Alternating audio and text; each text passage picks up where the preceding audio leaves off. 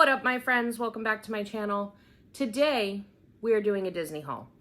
I'm excited to share this video because I actually did not go too nuts, but there was enough stuff that was cute that I wanted to share with you, so I'm going to share it with you. And then also, I got to go to the Food and Wine Festival. It was actually the whole reason we even ran down to Disney this past weekend, because I love the Food and Wine Festival. It's like my favorite. So I'm going to share with you guys a couple of clips of what I got at the Food and Wine Festival and my thoughts on it. And yeah, that's gonna wrap that up. A couple things we're gonna talk about before we get into the video. One, if I look like a hot mess, and I mean that literally and not figuratively, if I look like a melting hot mess, it's because I'm an idiot. Today, we got back from Disney. Prior to leaving to go to Disney, I was like, you know what would be smart and frugal of me is if I turn the house up to 78. And then I just need to remember, you know, like 8 hours before we get home to turn it back down. Did I do that, you guys? No, I certainly didn't. So when we got home, the house was super hot. Great, but that's okay. But I am melting, like melting. So if I look like a disco ball during this, please just forgive me. If you are new here, welcome to my channel. My name is Kate. I am a stay-at-home mom. I have a 20-month-old son and twin 9-month-old boys as well. We do a lot of hauls over here, so that's why we're doing a Disney haul today. I go to Costco quite a bit. I go to Trader Joe's, Target every so often. You might get like a Marshalls or TJ Maxx out of me.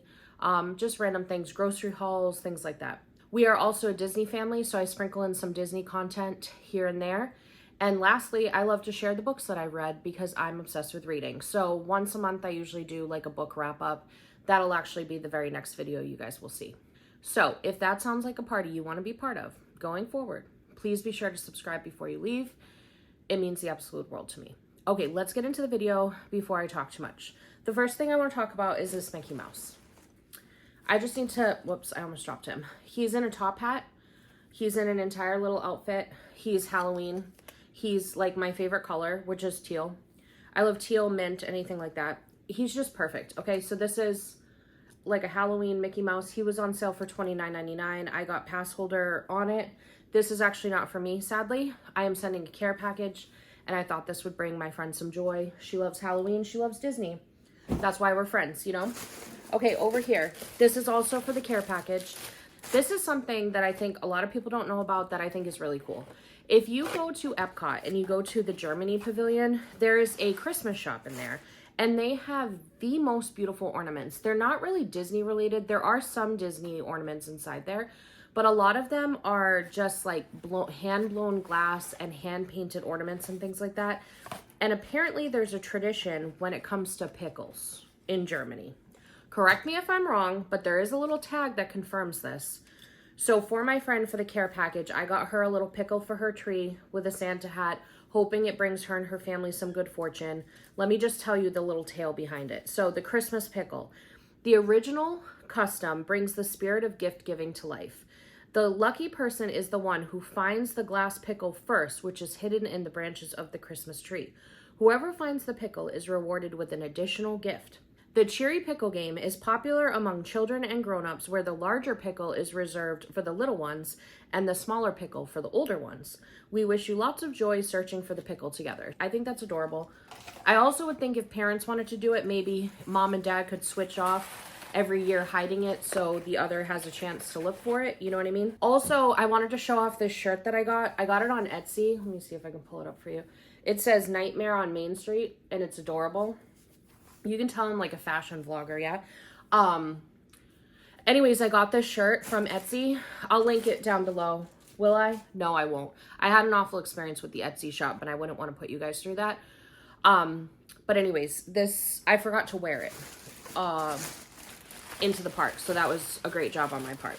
Okay, next up what I got was these little pumpkin ears. I should have worn these for the video. That would have been, I'm not a professional at this. I'm going to leave the tag on and everything.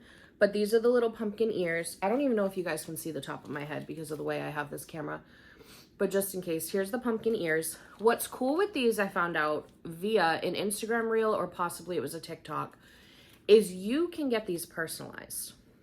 So at Disneyland, apparently, you go to, I can't remember the name at Disneyland. I'll put it up on the screen here. But at Disney World, you can buy these in any of the merchandise shops. To get it personalized though, you take it to the Christmas shop, which is by Hall of Presidents. You take this to the Christmas shop and they can personalize the back for you.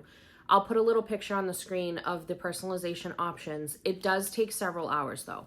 So we went into the Christmas shop around like 9 a.m. and they told us pickup would be at 3. We were not able to wait this time because we were actually going to Epcot at night and we weren't going to be back in the park to pick it up. So we're going again in December, possibly again in November as well. So we'll be sure to like drop this off first thing in the morning and then come back in the afternoon. They did also say that Disney Springs personalizes them as well. So if you're not in the parks and you're shopping at Disney Springs or whatever, you could pop them off over there to get them done as well. So I got 2 pairs of those, one for me and one for my best friend. So these were $34.99 for just the ears, and then the personalization, it depends on what you add to it, but it can be up to like $20. It's like $5 per thing that you want to do. But they do also have some free personalization you can do, so it kind of like bumps it up a little bit. Okay, and then next up, I bought this adorable little pin here. It's a happy birthday pin. The person that I bought this for is probably watching this video and she probably knows it's for her. If you are watching it, look the other way. I probably should have said that before showing it, but it's fine. In case anybody was interested, these are $14.99. They are a yellow pin, which is the $14.99 category. Okay, last bag. Okay, next bag. I have a Mickey and a Pluto of the Disney100 collection. So I grabbed a Chip and Dale because I felt like my oldest could have Mickey, one of the twins could have Pluto, and then I was going to give like, say, a Goofy to the other twin. But they didn't have a Goofy. They just had Chip and Dale. So I just got the set, which is kind of cute anyway because I have twins. But anyways, we just have an extra. That's fine. Everything's fine as usual. And these dudes were $34.99. And then everything that I'm showing, I got an annual pass discount on, so I saved a little bit, so that was nice. I also picked up an I'm Celebrating button. You can get this at most of the merchandise shops. You don't have to get it at like City Hall and things like that. So I grabbed one of these to put in the care package. I'm going to write a little motivational thing on there for my friend. I also grabbed a set of playing cards for my friend, and those were $12.99. I grabbed this Uno. This was $17.99. It's a Disney Parks edition. Over here, boom. It's like they called it a bling tumbler, and this is the silver version. They also had like a gold, but it was kind of like a funky gold that's just not, I don't know what my friend's style is that much, but I felt like silver would be kind of like a universal color to go with. They also had this really pretty like ombre one, but I don't know. I just thought silver was probably the safest bet. This one was $30. They were having some type of sale on this. I don't know what the deal was, but it ended up being $30, and then I got my annual pass holder. And these are regularly $49.99. So if you're an annual pass holder, this ends up being $24.99, which is half off. So that is everything that I got merchandise-wise at the parks. Now, let's discuss food and wine. So first thing that we did was when we came into the park the first night, we went to Epcot twice. The first night, we turned right at the World Showcase entrance, and we went towards Canada. We usually go towards Mexico, so we decided to do it a little bit differently this time, and we went towards Canada. At the refreshment port by Canada, we grabbed the standard poutine. 10 out of 10 for my rating, and John would probably agree with me. Last year, or maybe it was the year before, I can't remember, we got the other poutine that had like a Boursin cheese, and I want to say it had like a red wine sauce or something. That was not our jam. We did not like it. But the straight up regular poutine, 10 out of 10. We then went to an actual Canada booth and we grabbed one of the filet mignon plates and one of the cheddar bacon soup. And I think it comes with like a little pretzel, like dipping bread. For the filet, I'd probably give it like an 8 out of 10. Which, if you think about it, okay, it's filet mignon, not being served at like a sit-down restaurant. It's like under a hot plate. I don't know how they did it, but in the past, I felt like it was maybe tough.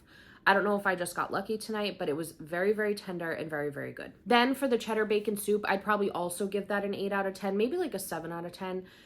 It's hard because that is so delicious, but it's also hard to eat during the really hot months. So I don't know if that like kind of skews my thought on it, but I'd give that like, let's call it a 7.5 out of 10 for that. If you just want like a tried and true, both of those from Canada is a great option. And then there ends up being like extra soup from like, you run out of the pretzel bread before you run out of the soup. So we ended up like dipping the filet into the soup and it was delicious. Next up, I went to Greece and I grabbed two things from Greece as well. One, I grabbed a gyro. It's a lamb gyro, which I was super excited about, but it ended up being like a 2 out of 10 for me. I'm a huge fan of gyros and I don't feel like I am super picky about stuff, but the pita was awful. And the actual lamb itself was pretty good. I took the lamb out to share it with Oliver. He ended up giving it a 10 out of 10. He loved the lamb. But the pita ended up being like really, really, it was stale, I want to say. And it was also like over toasted. So it kind of just took away from the whole thing. And then it kind of just turned into a mess because it was like deconstructing the gyro. And I just, 2 out of 10. And I'm not like a food critic. Okay. So take it as you will. And also know that you could go tomorrow and have it be like a 10 out of 10 because it just kind of depends on how long it's been sitting there and stuff like that. I also grabbed the griddled cheese and that has pistachios and honey on it. That one I would give a 7 out of 10. If they had done a little bit extra on the honey on the portion that they gave me, I think that I would have given it like a 9 out of 10. It's basically just cheese that's been like grilled or something. So there's like a nice crust on it. And then they drizzle it with honey and some pistachios. But I felt like if there was a little bit more honey, it would have been really good. Whatever type of cheese they used though was delicious because it wasn't too salty. It wasn't too tangy. It felt very mild and very universal that everybody would like it.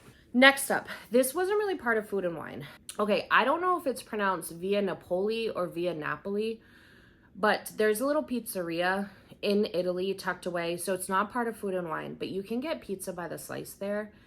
10 out of 10. We got a slice of cheese, a slice of pepperoni, and we got some tiramisu. Lord have mercy, it was so good. The cheese pizza was probably my favorite. And I honestly think that it would be even better if you like got it like fresh sitting down because I think they have seating at that restaurant. If you got it fresh, it would probably be like an 18 out of 10, but we just got it like straight off the hot plate or whatever, like where they keep it warm. The pepperoni was super good. John said it was the best pizza he's ever had. And I have to say that I think that I might agree with him. I feel like I've had really, really good pizza before, but we're originally from the Northeast region. So we have good pizza, okay? I've never been to Italy, so I haven't had like straight up Italian pizza, but anyways, that was a lot of talking about this pizza. But if you're looking for like something that you know is going to hit the spot, head over to Italy. There was a little bit of a line, but it wasn't too bad, especially because it's like set off from the rest of Food and Wine. It was chef's kiss. So good. Okay, now before I continue on with more stuff that we got at Food and Wine, I want to talk to you guys about something that I didn't know you could do. At the Magic Kingdom, since we're talking about food, you can actually get custom candied popcorn made. Did you guys know about this? There's a place in Magic Kingdom called the Colonel Kitchen, and I think it's like tucked away in the back of the confectionery. I think that's the name of the merchandise shop. It's basically where they sell all the candy and stuff. If you look towards the back right, there's a whole area of a custom popcorn situation. So you can make your own popcorn. It's about $12 to $13, and you can pick from 4 different flavors. So they had cheddar, rainbow, butter, or caramel popcorn.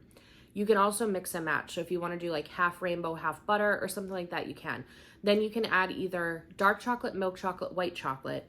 And then they have a bunch of candy toppings you can do. So you could do like marshmallow. They had a bunch of different types of M&Ms. They had Twix, Snickers, all of that stuff. I ended up doing a combination of caramel and rainbow. I did white chocolate topping. I did marshmallow, Snickers, and peanut butter M&Ms. And it was phenomenal. It ended up being about $13 with my discount, I believe, after tax. And it only, like, they do it right there in front of you. It was just such a cool experience. I totally didn't know you could do that. So I wanted to mention that in case you want something fun to do when you're at the parks, because, you know, Disney's not fun enough. So funny story. This is kind of not part of Food and Wine, but kind of is. I don't know. But during the Food and Wine Festival, they have this like concert situation that happens, and I want to say it's called Eat to the Beat or something like that, or Eat the Beat or something, where you can actually choose. There's at least 2 restaurants that I know of. I chose the Beer Garden restaurant. The other one that I know of is Spice Table, and you can have a sit down meal at the restaurant, and then they give you VIP seating to go sit and watch the concert. So Saturday night during Food and Wine, Boys to Men was going to be performing. So I decided to get the Beer Garden dining package to have VIP seats for the Boys to Men concert, because growing up I loved Boys to Men.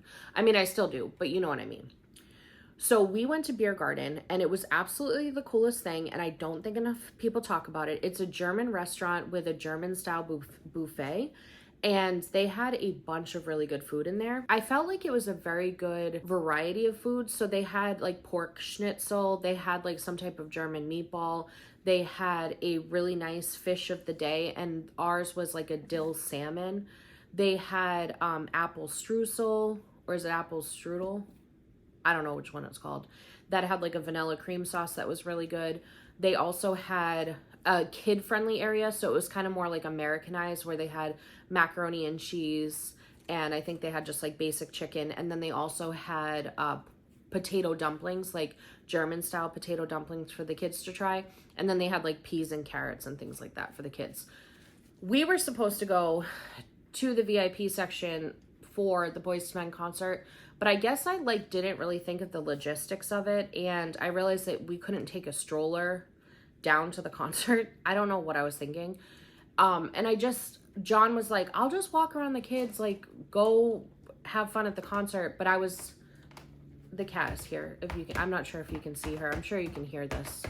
So anyways, I don't know what I was really thinking there. So we ended up not going to the concert, but I'm not too upset about it, because the Beer Garden restaurant was really good. And we ended up getting to kind of like walk along the concert, and we grabbed some gelato. So everything was fine. So after Beer Garden, we were obviously really full because it was an all-you-can-eat buffet. So we ended up like filling up there. Oliver actually ate more than John and I did, which was wild. But we went over to go to check out the concert situation. And once we realized we weren't going to go to the concert, there's a little gelato stand right near Italy. I ended up getting stracciatella, which is a sweet milk ice cream with chocolate chips throughout. And I got it in a root beer float. It was delicious. And then I got John the cookies and cream ice cream on a waffle cone. Mine, I would probably rate it like an 8 out of 10, because it was a really creamy, sweet, but not overly sweet ice cream. You could tell it was really quality gelato. And I liked the little mini chocolate chips they had in it. And then root beer, like you can't go wrong. John, he got the cookies and cream. He gave it like a 6 out of 10. The waffle cone, though, was really good. The cookies and cream just wasn't like anything to write home about, so it wasn't like that great.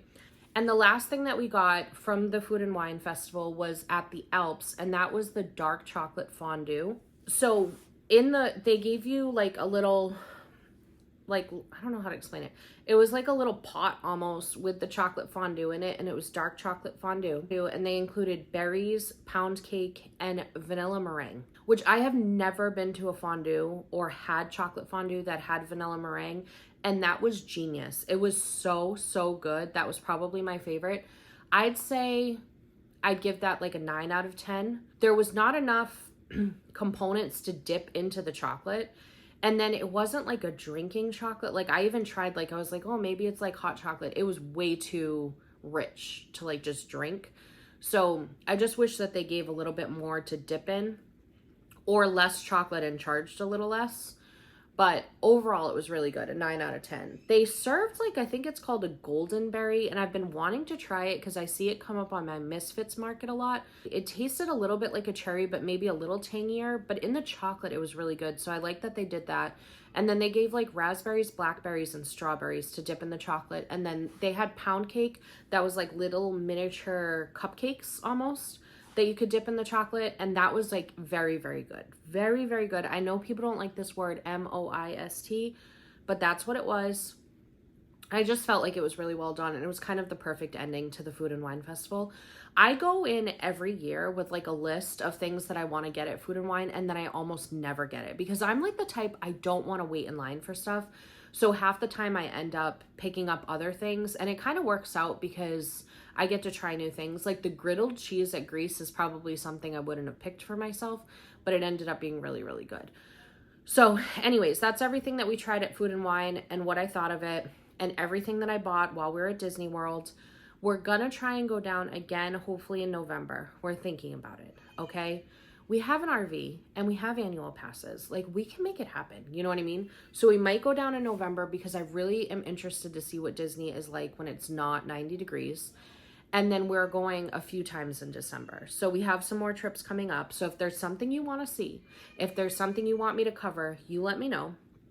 I hope you enjoyed this video. I hope it brought you some pixie dust. If it did, please reward me with a thumbs up. And I hope you have a magical day. Bye.